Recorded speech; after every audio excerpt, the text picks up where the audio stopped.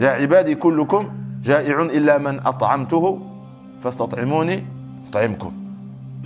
يا عبادي كلكم عار إلا من كسوته فستكسوني أكسوكم. Vous avez tous faim, sauf celui que je nourris. Demandez-moi de vous nourrir et je vous nourrirai. Je vous nourrirai. Vous êtes tous dévêtus, nus, sauf celui que j'habille et je couvre.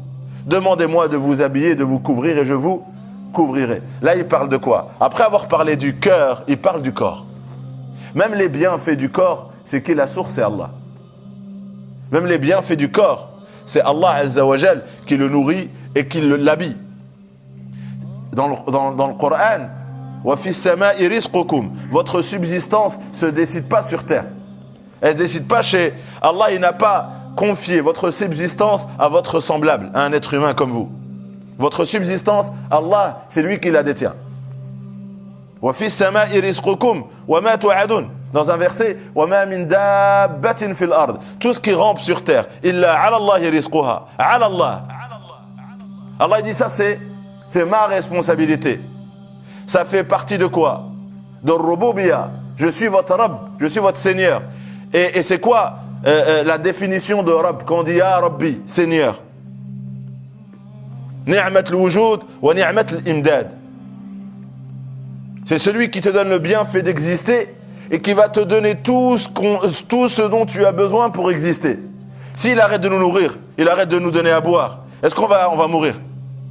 Il ne va pas te donner la vie sans te donner de quoi vivre. S'il a décrété que tu allais vivre 60 ans, il est aussi, ça fait partie aussi de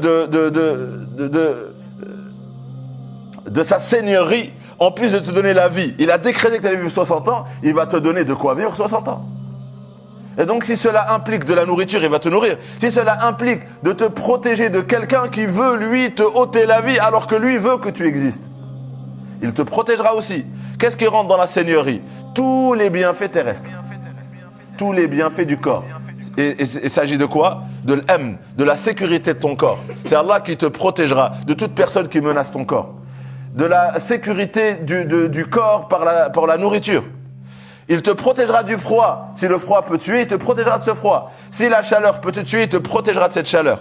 Si cela doit se faire par des habits, il le fera par des habits. Donc Allah, il nous rappelle quoi? Qu'il ne faut pas lui associer, il ne faut pas lui associer un autre Seigneur dans cet attribut qui est quoi?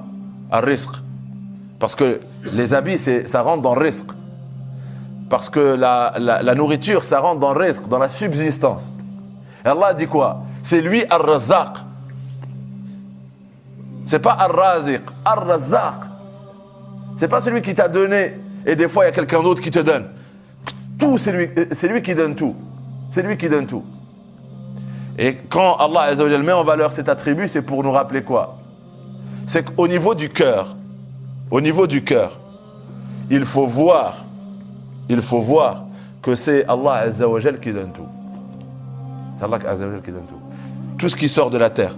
Si vous regardez le Coran, il dit quoi? Tout ce qui sort, Wallahu, on le voit dans Sabbih, on est en train de le partager. Wallazi akhraj al-mar'a. Tout ce qui sort de la terre, c'est lui qui le fait sortir. Wallazi yunazzilu al-ghayth. La pluie qui tombe, c'est moi qui l'a fait descendre. Il nous montre Tawhid. Il est unique, il est seul, il est l'unique à faire tout bouger autour de nous. Quand on monte sur une monture, Subhanalladhi sakhara lana hada. C'est Allah qui a mis à notre disposition tous ces bestiaux. Et bien même chose pour les serviteurs. Quand quelqu'un il vient et t'apporte une aide, c'est qui?